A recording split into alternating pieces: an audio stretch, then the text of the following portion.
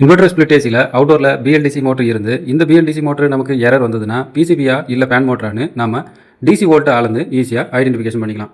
நாம பார்க்குறது 5 ஒயர் உள்ள பிஎல்டிசி மோட்டர். அவுட்டோர் பிசிபி ப்ராப்ளமா ஃபேன் மோட்டர் ப்ராப்ளமானு செக் பண்ணுறதுக்கு ஏசியாக ஆனில் வச்சுக்கணும், இல்லைனா ஸ்டாண்ட் பையில் இருக்கணும். ஸ்டாண்ட் பை வச்சுக்கிறது ரொம்பவும் நமக்கு சேஃப்டியாக இருக்கும்.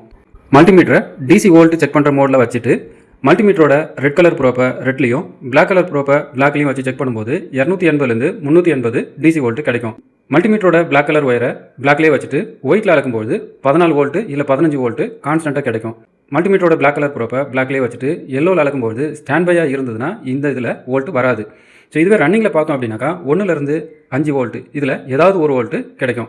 ரெட்டு, ஒயிட்டு, எல்லோ இது மூணுலேயும் நமக்கு வோல்ட் வரல அப்படின்னாக்கா பிசிபியை தான் மாற்றணும். இல்லை இதில் ஏதாவது ஒன்றில் வரல அப்படின்னாலும் பிசிபியை தான் மாற்றணும். எல்லோவில் ரன்னிங்கில் மட்டும்தான் வரும், ஸ்டாண்ட் பையில் வராது. யூனிட் ஸ்டாண்ட் பையில் இருக்கும்போது பிளாக்குக்கும் ப்ளூவுக்கும் கான்ஸ்டண்ட்டாக ஏதாவது ஒரு வோல்ட் கிடைக்கும். ஸோ ரன்னிங்கில் பார்த்தோம்னா 0 to 5 வோல்ட் கிடைக்கும். சார் ரன்னிங்கில் ப்ளூவில் டிசி வோல்ட் வரல அப்படின்னா மோட்டரை தான் மாற்றணும், பிசிபியில் ப்ராப்ளம் இல்லை. இந்த மெத்தடில் அவுட்டோரில் பிசிபி ஃபால்ட்டா இல்லை ஃபேன் மோட்டர் ஃபால்ட்டா அப்படின்றத ஈஸியாக ஐடென்டிஃபிகேஷன் பண்ணிக்கலாம். ஒரு சில மாடலில் ஒரு சில ஏசியில் இந்த கலர் கோடு மாறும், கான்செப்ட் ஒன்று.